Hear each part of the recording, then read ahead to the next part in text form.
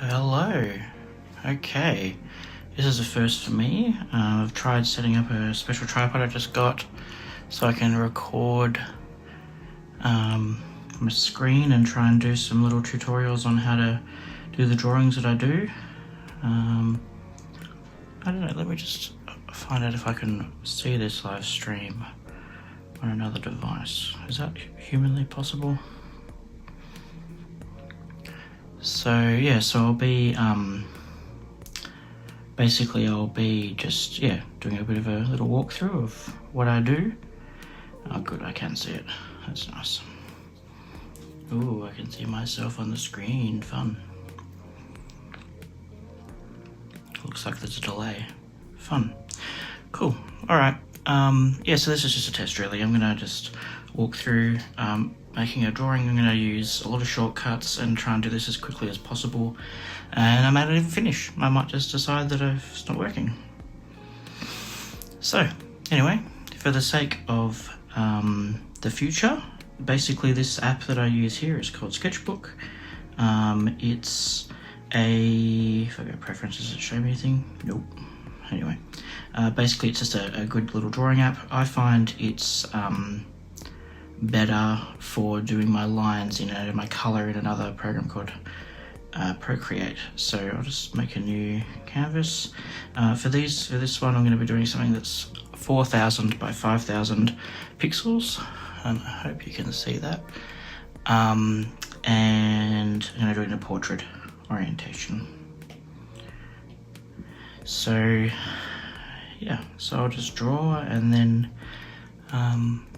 basically see how we go. So I'll show my method. Like I said, for this version I'm going to be doing a lot of the shortcuts and using the tools to speed up the process so that it's just quicker for this first test. But in the future I'll show other methods or like variations on the method where it's more manual. But this one's just going to be trying to be as quick as I can, and we'll see how we go. So basically once I've got my canvas set up, I first of all go to the symmetry tool, which is now different. Oh boy, this is the technology. I literally updated the app yesterday and I haven't used it since, and it looks like they've changed how things work, so I don't know what that means. Fun. Well, this is embarrassing. I should have done this test earlier. Oh no, this is an iOS 15 thing. Okay, so this is me not knowing how to use iOS 15 and the fact that they've put these 3 dots in the middle for multi-view right where I need them for this this app. Well then, how do I get out of that? Let's see if I can rotate the canvas around. This is absolutely not what I would normally do, but iOS 15 has added this thing, which it won't matter, will it? It's still there. Well, this might be a very short video. If anyone has any idea on how to deal with this, I am happy to listen. Oh, here we go. If I use my finger. Okay, there we go. Use my finger. So basically with the symmetry tool, I'll just get the iPad lined up again. With the symmetry tool, I will select radial, and I might make it, let's go with 8 divisions. I'm going to stop the strokes at the line, so basically that means that when you draw it won't go past the line. And I'm going to lock it, so if it's unlocked you can rotate this around different angles, but for this one I'm just going to leave it on the standard spot or standard orientation. So we'll see, can you even see that screen? It's pretty. I'll try making it a bit more dull and just see if that helps with being able to see stuff. So okay, so basically when I start these drawings I have usually I have no plan. Occasionally I might have an idea, but often I just kind of do them. I've now been doing them for quite a while, so I kind of just have, I guess, intuition about what I feel works or things that I've tried and I know work. So the other thing I do is I use the rulers. So this just has 3 different types of rulers. It's got a straight ruler, one with a curve and a circle, or ellipses that can be a circle. I really only use the straight and the ellipses, and usually as a perfect circle. I find that that combination works really well for me. I've tried using some of the other ones, but I find that I just never feel comfortable with the results. So, okay. So basically I usually just start by drawing a line and just basically start filling in some like areas. And so because the symmetry tool is on when you draw, you get it repeated the number of times. So in this way I'm able to build up the picture quite quickly. And you're going to see me make mistakes because I don't know what I'm doing often. I just kind of trial and error. I might make this one, make a star in the middle, so we'll do this. Yeah, so basically I'm just going to try and see if I can turn on, there we go, turn on the comments and stuff so I can see if anyone says anything to me as we're going. Yeah, so basically I should explain other settings that I've got, which I didn't even think about. The brush. So this brush is just one of the ones that I found in the default brushes that come with Sketchbook. It's sort of rough. I like it because it's not a perfect thing. I've got it set quite thick here. I've changed I was using a larger canvas size, so what I might actually do is I might start again and I will reduce this brush size down because I think it doesn't need to be that thick. So we'll just kind of do it. Sometimes I try and get exact numbers, but the app, they don't have an ability where you can just type in the number for the stroke size, unfortunately. So if you're wanting to have consistency, you need to remember or write down what you're using, and then hope that you can achieve it again. Or there we go, 25.0 exact. That's good. So now I will go. The only other a brush that I really use here is an eraser, and it's just an eraser down here. There is a couple of other brushes that I will use sometimes which are not rough, they're straight, but I find that the rough one, I just like the texture it gives and the little bit of slight imperfection. So yeah, so we'll go again, we'll start this so you can see how much more thin, like this brush is almost half the size now of the one I was starting with. So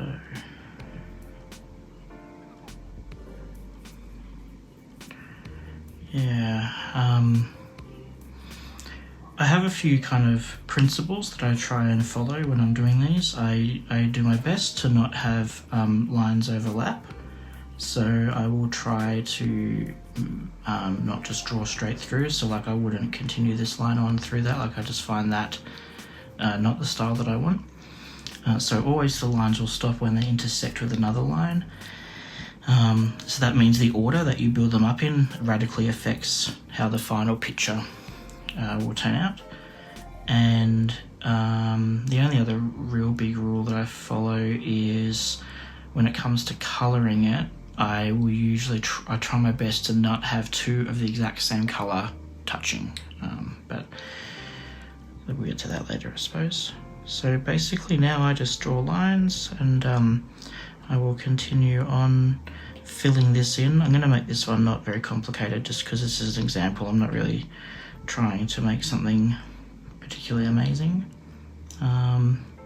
It's also difficult for me. This is the first time doing it with like the camera and tripod and everything in the way, so still figuring out how to do this with the recording happening. Yeah. Yeah, see, I don't like, so this square that's happened here, I'm not a fan of that. That just, maybe it's okay. I'll leave it for now. Can always delete it later. I do, if I'm really not sure about what I'm doing, I will use more layers. Generally speaking, I try and use the least amount of layers just because I find it quicker. But if I need to, I can easily add more layers with this, and then that's very easy to come in and remove later without interfering too much with other things. If I'm using lines of different thicknesses. So sometimes I'll have bold lines and thinner lines. Then I'll often have them on separate layers just so it's a bit easier to come in and tweak if I need to, or fix up something if I've got it wrong. And I say got it wrong, and obviously it's subjective.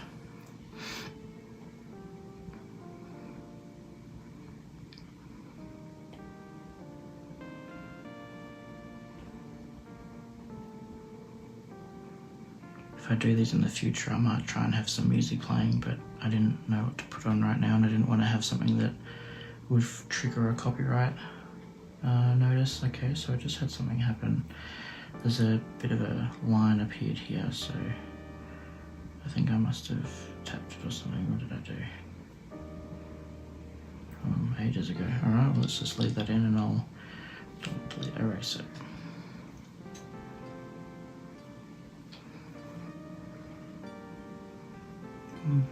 Okay.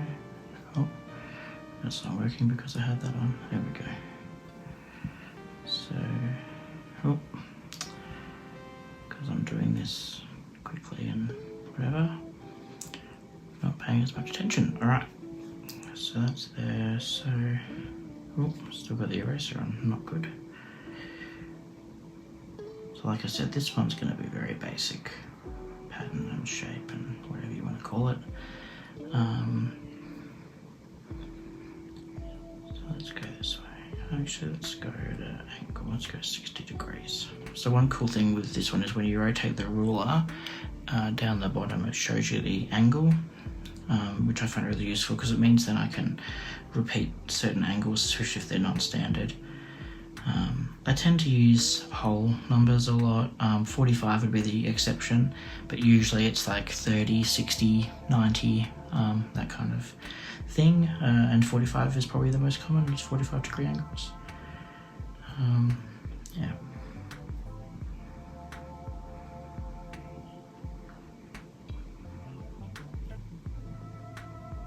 I've got to get used to being able to keep drawing while I talk and not stop.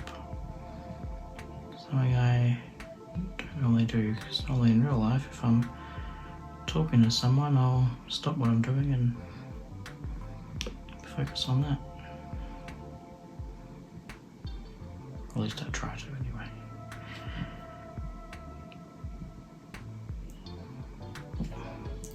So whilst this does require a steady hand, because the ruler basically how it works is it won't let me draw anywhere other than where the edge of the ruler is. So if I try drawing up here, it's, as you can see, it didn't draw where I wanted to. It drew in a straight line continuing on that, where that ruler was. So it's actually really forgiving. So if you've got a little bit of handshake or, you know, there's wherever you are is a bit wobbly, it can actually be really helpful in that sense. Okay, so I've got a line that's gone over here.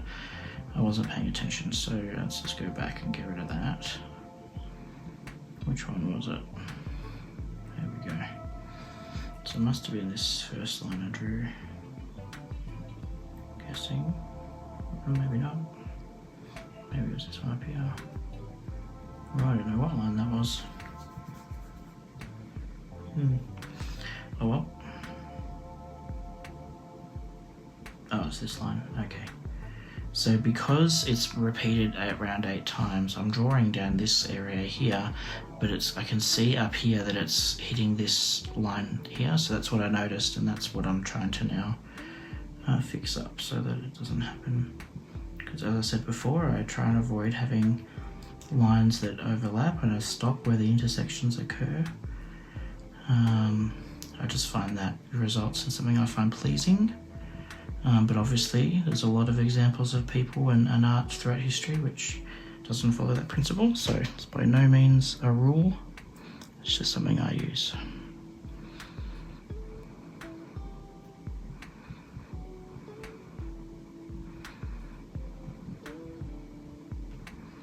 Okay. So that's kind of come together alright. It's really basic, but not too bad. So what I might do is I might put a few more of these angled lines in, and then move on to the colouring section. Because like I said, I wanted to do this one quickly, and yeah, sometimes these things can take hours, especially if I'm watching TV while doing it because I'll get distracted. But yeah, some of them have taken me 4 hours, 5 hours. But again, it depends on what I'm doing. Like this one, obviously, I'm going to be automating. So I'm going to be automating a lot of stuff as possible, as much as possible with this drawing. So that's why I'm using the symmetry tool, things like that. Although the symmetry tool is crucial to what I do, I find. So yeah, but basically the if I'm doing more individual or like non-symmetry tools, like I'll just kind of drawing shapes, lines, and then colouring in freehand, so to speak, it takes a lot longer because you've got to plan it all out, then you figure out that it's not working and you've got to delete it and start again. And I have a number of drawings where I have finished colouring them and then realised that I hated the colours. So then start again. Or I might just do that, might happen midway through, but I find that it's better to start again and try and redo it than just persist because you've already committed. Certain amount. Alright, so this is almost done.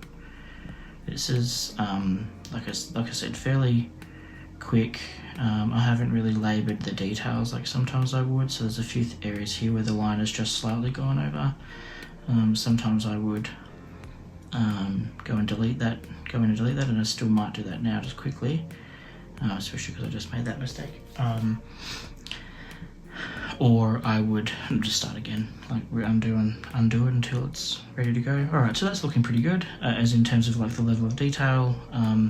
It's busy but not too busy, so that's kind of what I like. Okay, so now I'll just delete this marks that I made. So I'll just go in there and you can zoom right in. I think I've got this brush pretty big, so it's probably a bit too big for what I'm doing, but yeah. So you can see how the lines are rough, they're not smooth. Okay, so now what I do is I turn off the background layer, in this case it was white, and I'm going to export, whoops, did not save, I'm gonna share. Where is it gone? Like I said, they updated the app, so now I don't know where things are. Save, export to file, save to gallery, maybe? Share, that's what I want, share. Let's share a PNG. I really should have used this app before the video, because like I said, they've changed a lot. They changed owners, and so the company, they've had to make changes because the new owners don't have all the licensing agreements that the other previous owners had to different stuff, different technologies.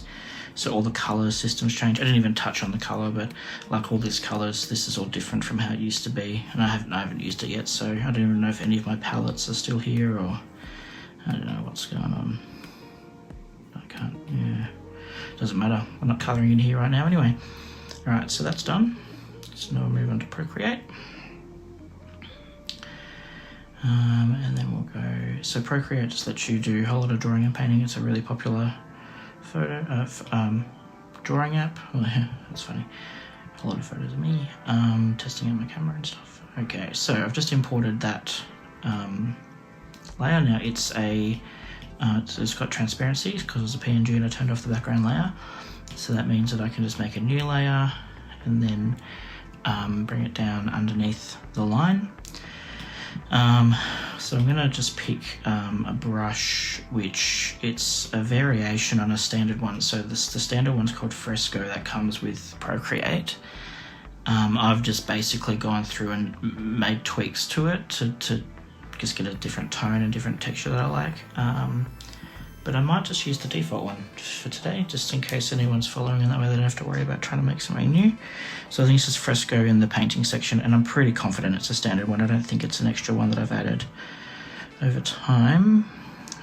So the only thing I need to do here is I want to turn on the symmetry as well. So go into the canvas setting and go drawing guide, edit drawing guide. Now, unfortunately, Procreate symmetry tools are quite basic, a lot less flexible than the ones in Sketchbook. So I can go to radial, but that always divides by 8, and that's why I did an 8th division last time. And so basically it's limited to either just horizontal and vertical, which are halves, and then a quadrant, which is quarters, and then radial is eighths. I'm going to turn on rotational symmetry because that's the default. That's the only way that Sketchbook works. That is one difference. Whereas if that's off, it mirrors it differently. Whereas this will basically have it move around. Yeah, it's hard to explain. So that's that. So I'll just go done. So with that set, that means that now anything I colour in, it will show up. So in all the eighth divisions, all the eighth sections. So I'm going to change the background colour. I'm going to make it a dark grey because I tend to use a black background in the finished pieces. Can you still see that okay? I think so. So by using a dark grey, actually I can't see it too well. So if by using a dark grey, it gives me a close approximation of the black, and then but I can still see the line, and then I can make it properly black later on. I will just go one shade lighter. Yeah. Okay, so what I'm going to use for colours. I've got palettes here that some of them I bought. There's a whole lot of people who make different palettes and stuff. I don't have on hand the name of the person who I bought these from, but they were, I bought them in a pack, like some brushes which came with some of the different colour sets and stuff. So these ones tend to be all based on flowers, I think is what the person said. And I've added different ones to them, so some of them, these are modified from what they were originally. I've just kind of tweaked them as I wanted. I might go with, though, a palette. Where's one? Let's see, let's go for this one. So these colours are some that I've picked previously, so I find they tend to work nicely, so I quite like them. Mostly blues with a few other kind of accent colours. So yeah, so let's just do that. And I just realised I said I was going to divide by eighth, but I'm actually not. I'm going to divide by quarters because then I can get alternating colours without two colours touching of the same, because that is a rule of mine. So if I go back to the symmetry tool and go all options and go quadrant, and yep, and go done.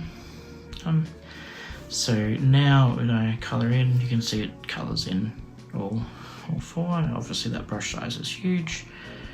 So basically now if I start colouring in, it's still too big. Let's bring it down to about 8. Oh, it's probably still too big, so let's go 6. I don't know if you can hear, but my parents are downstairs and must be on the phone or something, because I can hear them up here. That's funny. Sounds positive though, so that's good. Obviously I try and avoid going outside the lines, but with this brush, it's the way this brush works. I'll make it bigger again and show you. It kind of, you can see it's sort of like a rough edge. So basically I will, it's gonna go over the lines. Sometimes it's very difficult to stop that, so I just kind of erase it where I can. So let's go to 6. I just saw that on the camera it's not coming through with the details, so I'll zoom in a bit so you can see. So and also I've got the screen brightness turned down, so let's try turning that up and just see if that makes much of a difference. So you can see it's not a flat colour, it's got a bit of highlights to it, and if I make the background black, wherever black is, maybe there, so you can see how it has a nice kind of translucency to it. Well, maybe you can't see because the camera on here, the camera on the phone is not doing so well. Whoops, daisy, not doing so well. Oh gosh. So let's just try bringing that screen brightness down again to see if that helps a little bit. Yeah, filming this is tricky. I might have to figure out a different way in the future. Use a different camera or something. Yeah, and I just realised I wasn't recording my screen, so I can't show you in time. What I might do is just turn that on now though. Oop. Oh boy, this is great. Just keep making mistakes, don't it? Oh boy. It's because the way this interface works, the fill icon thing is right in the same spot where to bring down your menu, your side menu is, so that's what happens. Yeah. Alright. So let's make that background grey again. Where's grey? There we go. I can see that I've gone outside the edges a few times here. It's not terribly important in the sense that I'm obviously going to be filling in with other colours as we go. So it'll be covered up, but I still just try and neaten it up where I can. So I'm going to be zooming in because it's just easier for me to get into this small area, these small areas. But basically, it will repeat as we go around automatically, and that's partly what makes this a much faster process and a faster way to do these drawings. So let's bring that brush size down because it's too big for that area. So I think I'm at about 4% or something now.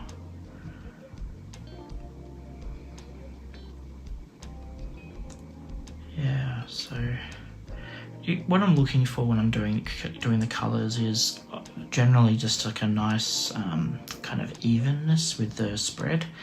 Obviously it doesn't always work, and sometimes I might just do something different for a dramatic effect, but oftentimes I try and have as kind of uniform a layer, like uniform dispersion is probably the word, I don't know, of colour throughout. So yeah, I mean sometimes I can here I connected these two up, so like for me I imagine that they're one piece of glass or something that's going through, and in case it's not clear, these are all very stained glass window inspired illustrations. I'm not trying to copy stained glass, I don't replicate it in any kind of precise way, but it's certainly the feeling, the vibe that I'm going for, so yeah.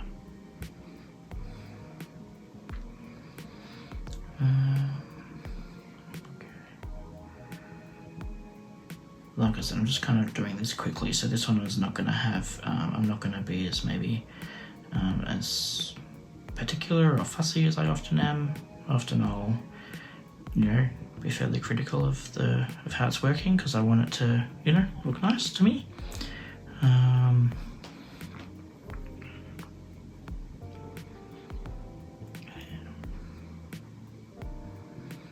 But for this one, we'll just do it, get it done.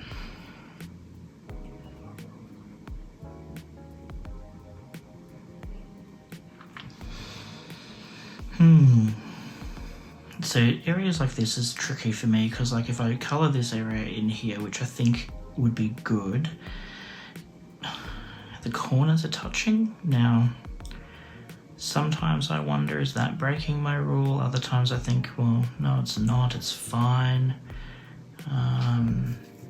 Okay, so just seen though that this area here, because it ends, it actually stops up here. Now the way this brush works, I find that if I started painting over here, it layers it up and it increases the intensity, which I find distracting. So what I'll do is I will instead just completely undo that section, and I'll colour it from this one up here, which is the bigger section. So in that way, I just try and zoom in and zoom out, have a look at where things are. Now, obviously, this wouldn't be a problem if I was using a square. If I was having a square canvas, then it wouldn't matter because they're all the same sections. But because I'm using a rectangle, that is just something that happens. So that's looking pretty even, like there's not a lot of big gaps other than where, obviously the individual sections are quite large.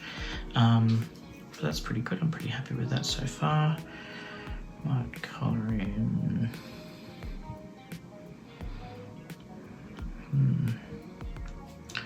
Might just do this one. And this one. I think that might be enough for now. This one maybe as well. Like I said, you can always come back and delete it. Again, I'm not using lots of layers. I tend to work with really large canvas sizes, and so this one's not too bad. This is 4,000 by 4,000 by 5,000 pixels, which is big. And when I go to the canvas information, so that's telling me that if I change this to 300 dpi, well, let me change it to 300 dpi. Nope. Okay, I don't know what I'm doing wrong, but it's not letting me preview it in 300. Anyway, 264 at close to 300 dpi. It's still 48 centimeters by 38 centimeters, which is bigger than, or it's around A2. A2 is 594 by 420, so it's just smaller than A2. And then this also means that with the layers though, I only get 37 layers, and so that sounds like a lot, but with the way, as you'll see in a moment, sometimes I use a lot of layers to get the final color rendering that I really like. So it's always for me a challenge having a canvas size that is really big so that I can print it big if I want to, but then I can also manage it with the layers, and so sometimes I have to flatten things, and you've got to do all these other techniques which I won't get into today, but managing the layers is a challenging thing. So if you use a smaller canvas size though, like if you know printing at A4 or A3 or another similar smaller size, you're going to do that, you're going to end up with heaps more layers available. But because I'm going with a bigger canvas, that's why it is limiting it to 37, and so I've got 2 layers in use right now. I've got this color layer and I've got the lines.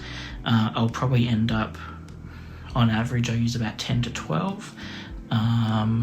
Sometimes less because I keep things simple, other times more because that's not working and I'm trying to fix it. And sometimes I just have this idea in my head that adding lots of layers will help. So we'll see what happens tonight. But basically the initial color layer though is all done on one layer, because it saves layers for my layer management, but it also helps me later on with another step that I'll show when we come to getting the look. Okay, I won't put in a red. I might make the red in the middle. Nah, let's put it just alternating with the blue.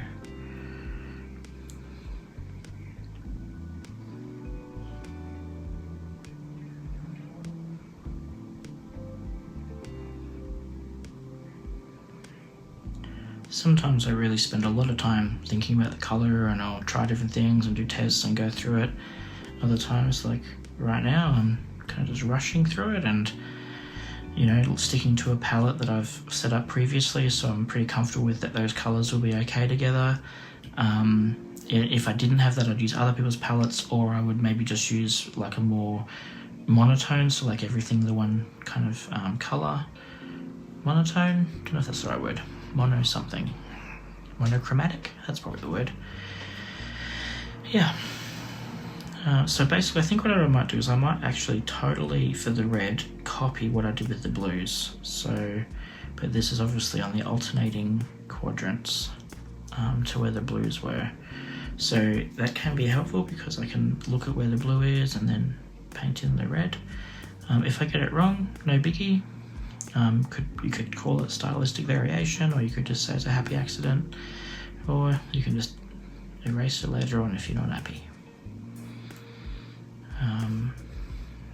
But yeah, the repeating patterns, the repeating kind of motif is part of what I find interesting and meaningful about these types of work, and seeing how the repetitions kind of interplay with each other.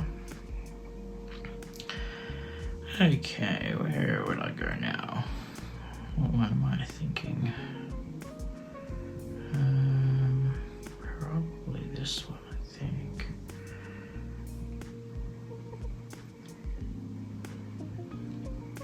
I think I should have zoomed in a bit more on this one, but anyway.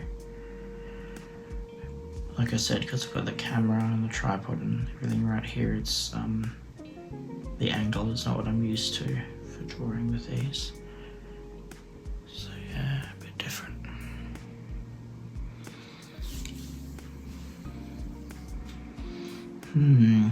Where do I need to go next? What have I missed? So if the blue is there and there, red is there and there. Blue is then under there, so that one needs to be red. I just find as well, if I'm not wanting to think too hard, once I've made a decision, like in this case I made those decisions with the blue, by then just copying them for, you know, in this case the other colour for the other set quadrants, like matching quadrants, then it just is less to think about enough to try and, you know, figure it all out again. I kind of just continue on, so that can be helpful. Except for when I'm struggling to think and not seeing where things go. So if that blue one is there, where does that red one go then? Have I mucked it up already? I think that should be red. It should be red. I don't know why that's actually, why is that, what's happened here? I've got blue next to blue. How did that happen? Okay, so let's delete this one, because I think that's the one that shouldn't be there. Yeah, I don't know what I did there. Made a mistake. Like I said, I just find that for my style, my preference, my taste, I like to avoid having two colours touch. Now, I've started following on Instagram a whole lot of like people who do real stained glass, like, you know, with actual glass and everything, and obviously they don't have that constraint. A lot of them will use sections of the same colour to help build up the image or create a more dramatic piece. So I may end up changing my mind on this. Okay, why is that blue? Let's just finish that off. So I may change my mind down the track, but for now that's still kind of what I do. And I guess it also, if it's something that not everyone's doing, then I suppose it helps me stand out a little bit. Alright, what am I missing? I feel like I'm missing stuff down here, but I don't know what.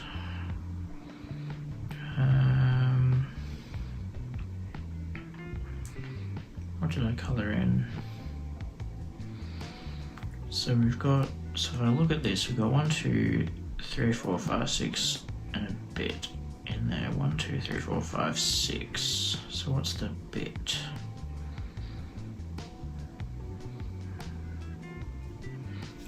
Okay, I can't see it because it would be there, which means it's not going to show up on here. Okay, so I'm gonna make this part red. I think that'll go well good there, and then I might actually make this red.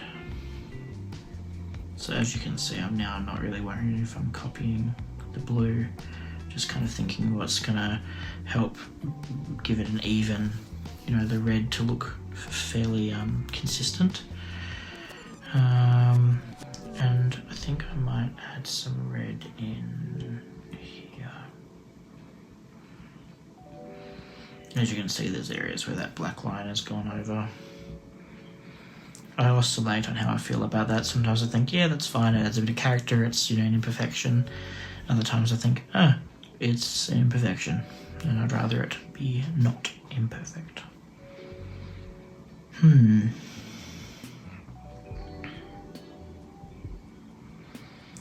Right, so what colour will I do next? Maybe I'll go with, I think the yellow is going to be a really standout colour, so maybe we'll try that. That'll be like almost like the feature of the thing. So I'm going to turn off the drawing assist for just a second, because in the middle I don't need it. And so we'll just fill in this middle bit in yellow. Obviously these are basically primary colours right now. Variations of them anyway.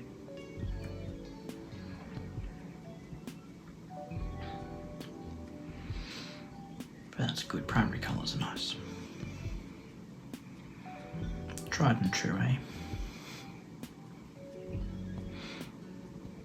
I definitely find it's secondary colours like purple, green and orange that I find really challenging. I use them obviously because they're colours and I want to play with colour, but I just find that I'm not quite as consistent or confident with them. Now for some reason this is over painting and I don't like it, so I'm going to undo that. I'm going to make this a brush bigger because I think I can get away with it a bit more in here. I just want it to be, maybe I won't go right to the edges. Oh, we'll just be careful. Oh, I did go over a little bit there, but that's right. Don't tell anyone.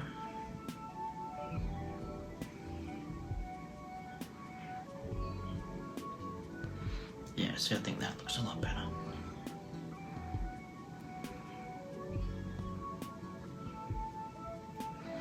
Okay, let's bring that brush size back down to whatever.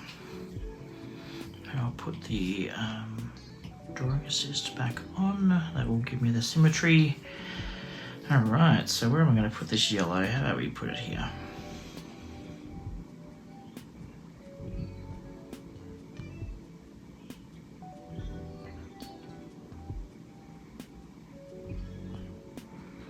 So much of this is just instinctual feeling. I mean, there is some logic to how I do it, obviously. Like, you know, I've got my rules, but at the same time, a lot of it's just what feels right, what feels pleasant. Like, I'm already now a little bit worried that that yellow is too big in the middle, that maybe that's too bold. So I might have less yellow around here, and or maybe not, maybe it'll be yellow dominated. I don't know, we'll see what happens. Sometimes I'll do things where strong lines, I'll try and follow them with the colour. So like here in this wedge or triangle section, like there's this line going down here. I could try and fill that in yellow and that in yellow, and then it kind of like is echoing on. But I don't know. Yeah, I'll do it. I'm not sure it's the right thing to do in this case because it might be fighting that centre shape a little bit. But we can always just erase it, so it's all good.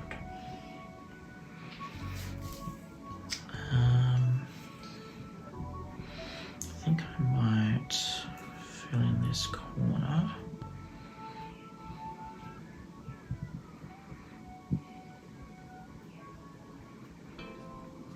Let's just see how we're doing. So I mean, that's coming together okay.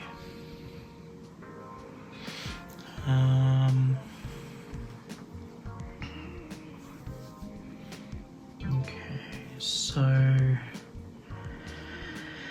yeah, so where do I want to go next? Do I want any yellow in these sections here, or is it best to try and leave that for another colour? I might just add some yellow here.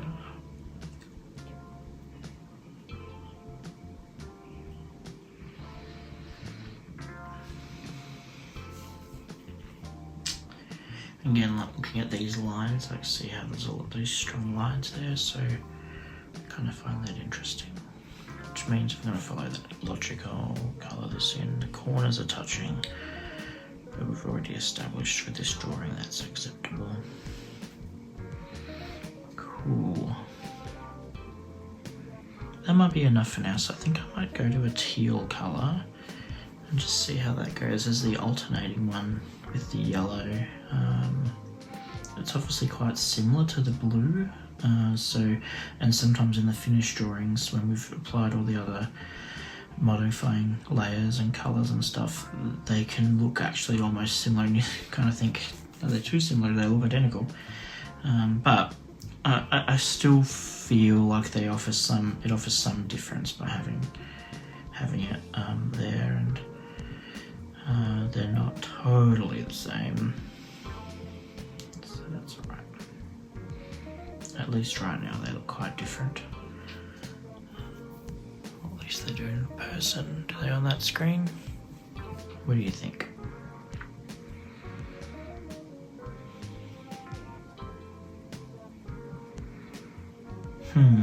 Okay, yep, so seeing that here, where I filled that in and it didn't finish it off because again the edge of the canvas was there.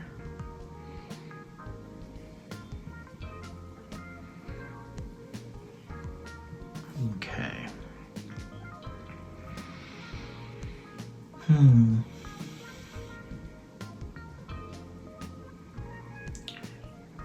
liking it.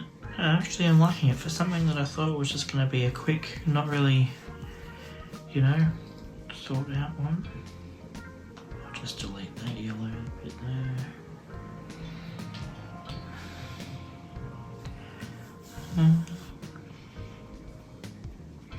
Let's put some turquoise in here. Turquoise? Teal? I don't know what colour it is. Probably more teal. What even is colour?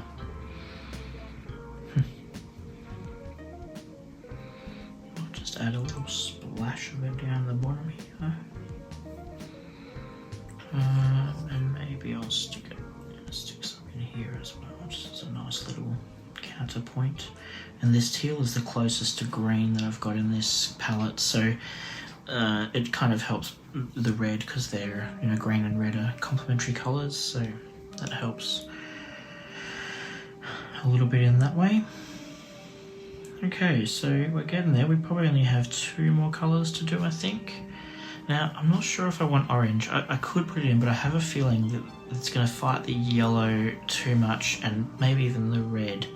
So I think I want to bring it, like, just calm it down a bit more. So we'll use another blue. I might use a really light blue, this one here for now. So it's just a really light blue, but I think it'll help tie it together and let the yellow and the red really stand out as the feature colours, and then the blues with the turquoise included in that can just sort of provide the foundation, I suppose.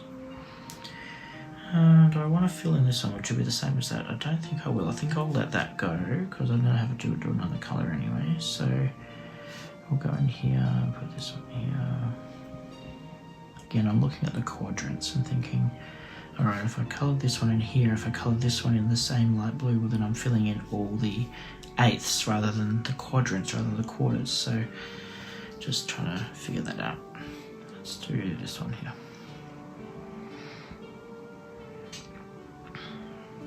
The good thing with this light colour is when we're done, it'll actually take on a few different tones from the neighbouring colours, so it has a sort of iridescent or multicoloured kind of feeling to it. It can be subtle, and I probably will keep it subtle today, but it the result can be really nice, I find.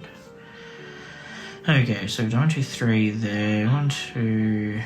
Okay, so that colour didn't get coloured in. So basically we will maybe I'll do that, the light colour. I don't know what that was supposed to be, maybe red? Yeah, actually let's do a red, because I think it was supposed to be red and I just missed it earlier. So let's do that red. Okay, good. So then that means that, oh, didn't mean to make that swatch there. So this means that, is there anything else touching? These two are sort of touching, so maybe we'll make that one of them blue. We'll use that one. And then we've got now just space for one more colour. Now I could make that the orange, but again I'm still not sure about it, so I might make it this other blue. Now the question is, do I go with the dark blue or a medium blue? I'm going to try the medium, but I'm worried it's too similar to the existing blue and to the teal. Yeah, I think it might be. Look it up. It's pretty close. Oh, it looks quite different on the camera there. In person it looks quite close, so I'm going to not use it. Maybe I'll find a different colour, a different blue altogether. I've got a bunch here. What's this light one? Let's try that out. Yeah, again, that's similar to the blue that's already there. What shall I do? I could put a green in, maybe. Really light green. or a very kind of olivey, or whatever you want to call it. I don't know what colour green that is. A more subdued green. Maybe I will try that out just to see how it works. It might help tie the yellow and the teal together a bit. What do you think? I don't like it, so not right now anyway. Let's just try this orange. I was gonna avoid it, but maybe it is the right call. So we'll just put these two in and then we'll have a look at it. I was thinking about making this thing much more blue dominated, but I've gone, the yellow is really, especially because of the middle part, the yellow is really taken over. You know what, the orange actually, I don't mind it. It's now making the blue almost feel like it's one of the hero colours. I guess they all feel that way. Yeah, let's just stick with the orange, whatever. It'll be fine. And like I said a million times before, we can always come back and erase it if it really isn't working, or paint over it with another colour, or there's heaps of options. So it'll be fine. Okay, so let's just do that. Do this.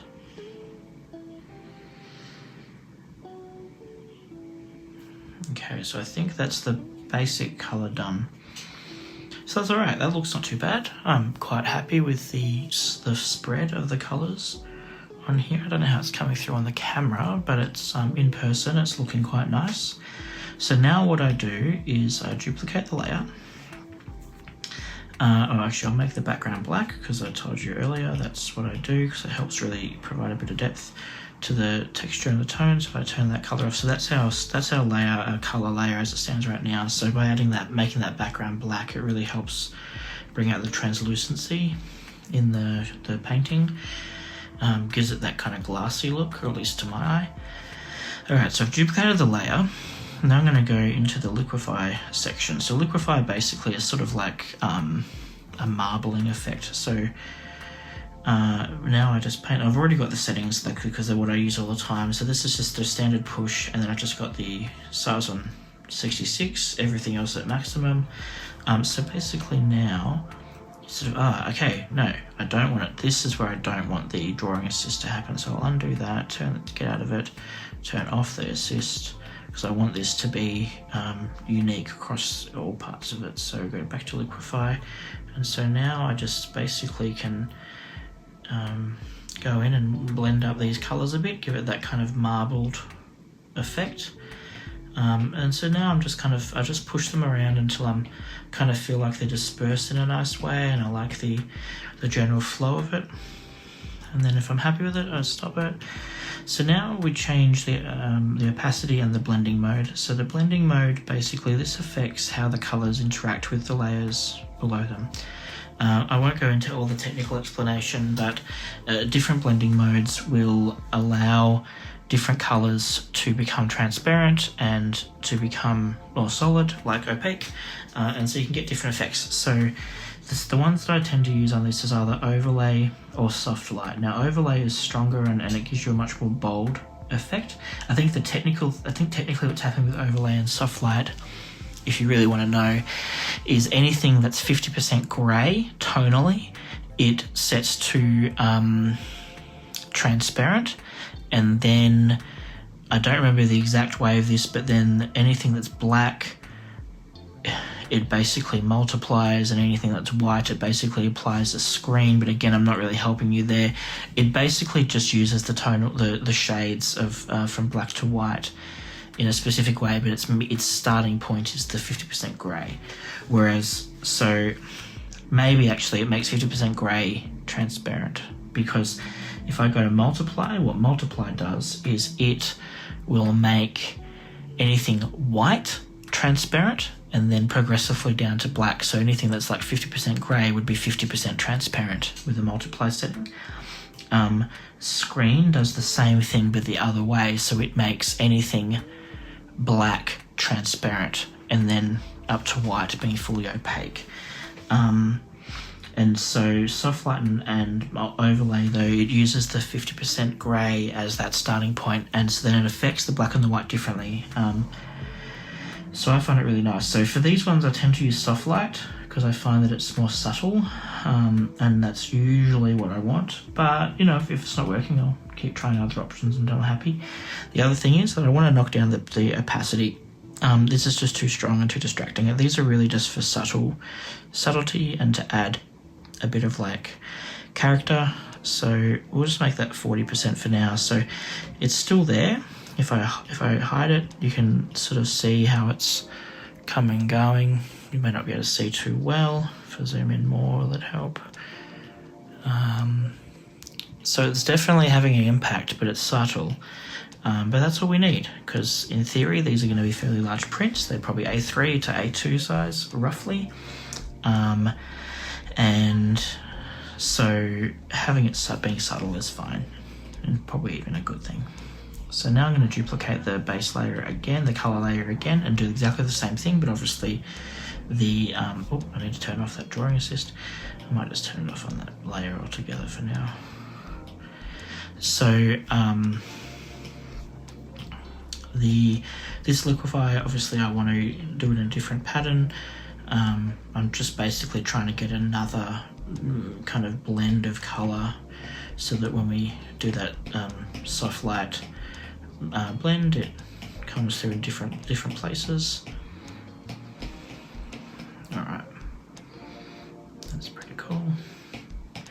If I want tighter like lines, I can bring the brush size down, and then that gives you a different kind of texture, as if you're running a much thinner piece of wire or like something utensil through the ink in the water. Alright, so now we'll make this offline and we'll go to 40% as well, roughly. Let's go exactly. So, okay, so we've got both of those layers in, so this is looking alright. You can see there's some colour in there. Don't know if it's coming through on the camera, but it's coming through in real life. And so there's subtlety in here, like the light colours of this light blue is really bringing out the tones in a nice way. So now I will add a new layer. In this layer I'm gonna just use black and white. Let's go here. So first of all, use black. So what I'm going to do now is just pick any old brush, in this case a round brush, and I'm going to make it a bit smaller, and I'm just going to draw blobs of colour. And then I do it for white as well. This is all on the same layer. I might bring the brush size down. This is obviously just, who cares where you go, it's not too, doesn't have to be too precise or anything. Alright, I'm going to put some more white on though, I think Alright, cool. So we've got that. So now I'm just going to liquefy this whole thing and really kind of blend it together, but I might make the brush a bit bigger.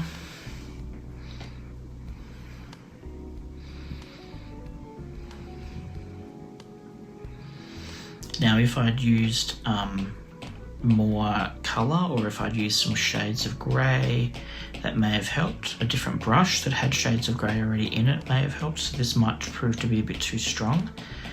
Alright, so we've got this kind of happening. So now we'll do the same thing. We'll go to soft light, bring it down, but this one we might bring down to 30%.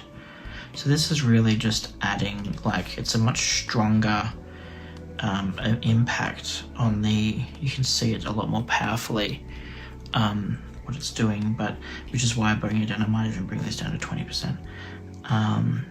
But the good thing is that this one, unlike the other one which added colour, like it was blending the colours and giving you that almost iridescent kind of feeling, this doesn't impact any of the colours. It's purely light and shade.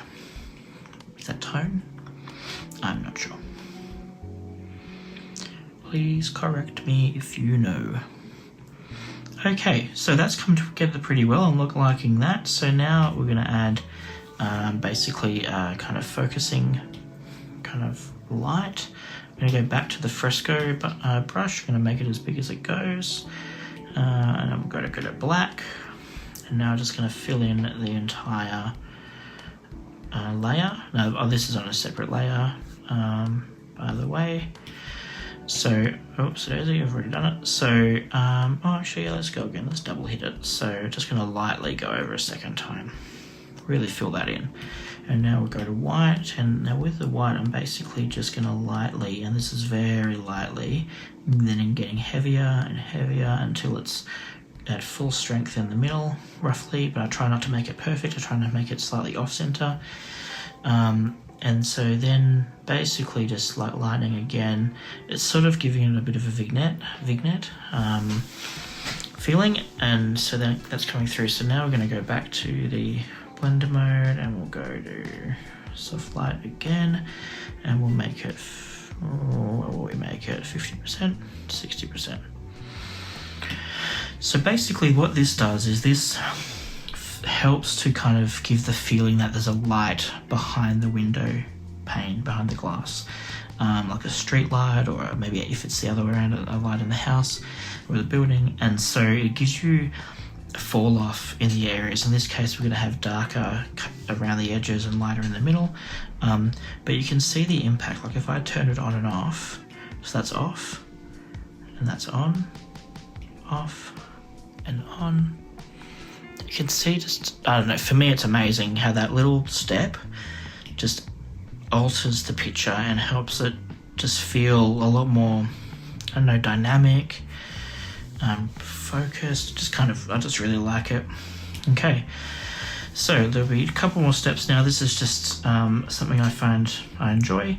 I've got a modified version of this fresco up here, so it's the same brush. I've just basically tweaked the settings, and what this does is it reduces the spacing of these elements that are making up the brush, and so by having them spaced out loosely, it can give me this really nice gritty kind of effect. So basically now I'm using, what am I using, white? Let's go to black. So with black I'll just kind of paint in, and it just adds these elements to it which a kind of grime, kind of grit. I don't know how to describe it better than that. It's just kind of, you know, like the glass hasn't been looked after for a long time, maybe smoke, I don't know. And so I just find it works really well. So now I'm going to go over the top of that with, actually no, I'm going to make a new layer.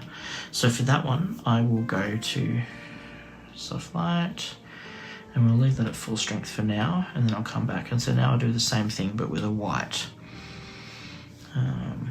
Sometimes I do them on the same layer, and it does have a different effect. So it's sometimes just about experimenting and trying it out.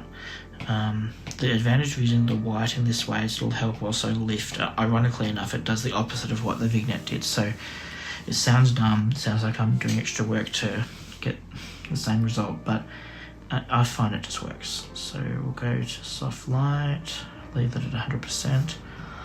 Okay, so basically with those two steps, now what we've got is we've got these like layers, these little bits of like color that are, or not really color, but white and black, that are just intermingled with the shades of the others. And so it just, for me, it just really adds to it. It gives it a sense of age. I just really like the result. Now this is probably a bit strong, at least for the white, so I might knock that down to maybe 75%. So it's still very much there. So that's basically all the color done. I'm quite happy with how that's turned out. I've managed to do it in 1, 2, 3, 4, 5, 6, 7 layers plus the lines. Now with the lines, okay, so with the lines I'm going to add some texture to that as well, using this same brush, this same loose fresco, for want of a better word. I'm going to use, I might use that light blue from earlier, wherever that palette is here.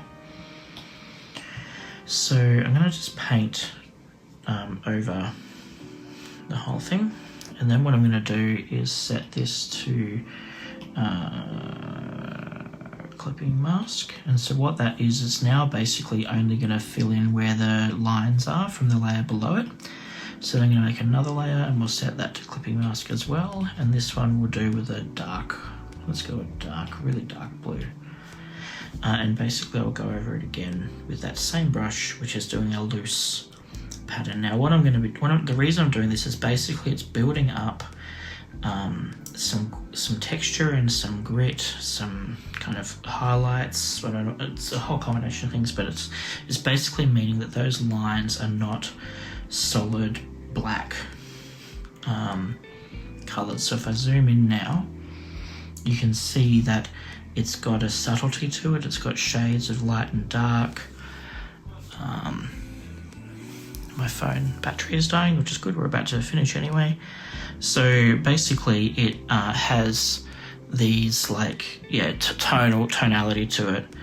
I don't know if you can really, yeah, you can probably see that. So even though it's a really minor detail, I find it just helps a lot. Just gives it, again, adds that sense of like age and character that this thing has. So, all right, so that's all that done. So now what we'll do is I might just group these layers so that it's easy for exporting, and then I'll just do the same with these ones. All right, so now I'm going to turn off the lines and I'm going to export this by itself. So it's just basically the background. And then I'll do the same with the lines. So this is just the lines. You can see how very blue they are. They're not black anymore because I use those blue colors. So save image. All right, so now we'll get out of this and go to Affinity Photo. This is the final step. So we'll add this in from photos. Here we go, come on. We'll add the background in. I'm just worried my phone battery is gonna die.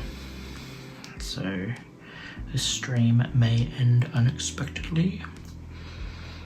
So now I want to import the line, so I'll go place from photos, boom. I'm just going to race through this because I really don't want my phone to die. Alright, so let's put in the lines. Okay, so that's snapped in. So all I'm doing now is adding a drop shadow, which in here is called an outer shadow.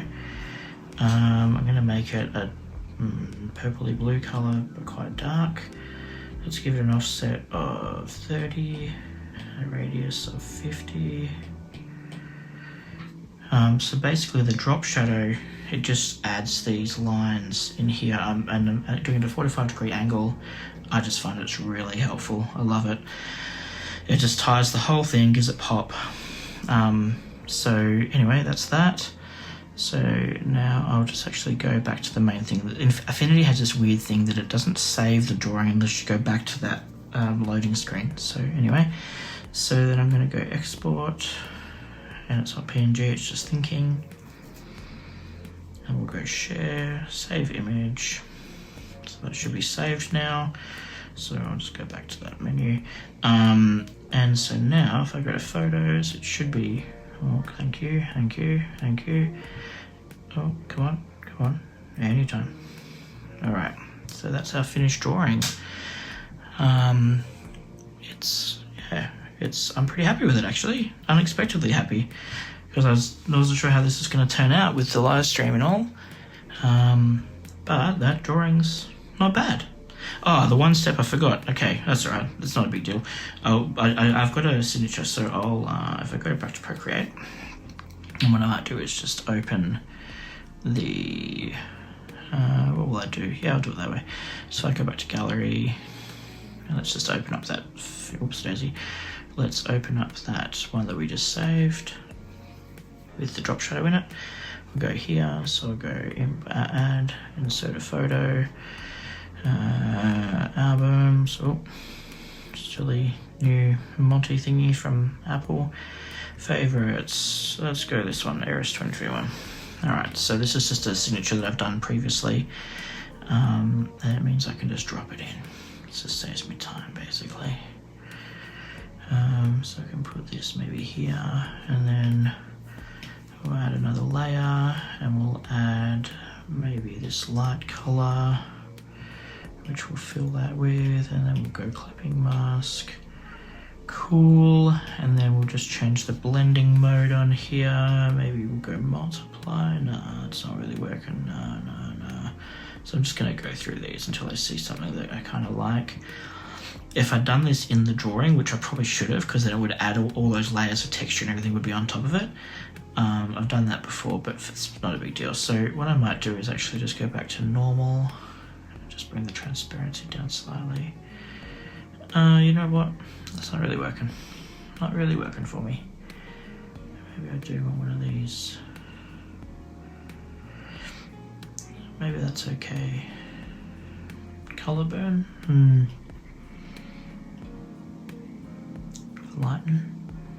Maybe I just leave it normal. Maybe it's okay. Maybe just change this color to a bit of a darker color. What do you reckon? Maybe this one? No, too dark. Yep, I should have done this in the drawing. No problemo. Okay, here we go. This one. Let's try this one. That's good enough. It's good enough for now. So then that signature's in there. If it's too big, which I think it might be, so I'll go here and oopsie-daisy, and I'll go to just resize it, bring it down, oopsie-daisy, bring it down, and then we'll maybe put it there. There we go. The signature is in, and then just share, PNG. I find PNGs to be my favorite format for this work. Yes, they're only RGB, they don't do CMYK, but that is good, and I can explain why another time. Alright, we're done, I think, because my phone's going to die. So, that is our drawing. So if I go back to my photos, it should have the new one here with the signature. And that is it. We are done. Thank you for persisting, those that have followed through for the whole way. And yeah, maybe I'll do more of these and see how we go. Maybe I'll do it as a proper recorded video though, and not a live stream. We'll see. But the live stream is kind of fun, hey? Flying by the seat of your pants and just doing it. So yeah, okay. Well, thank you everyone. I'm gonna finish this up. Hope you have a lovely evening, and I'll see you around. Bye.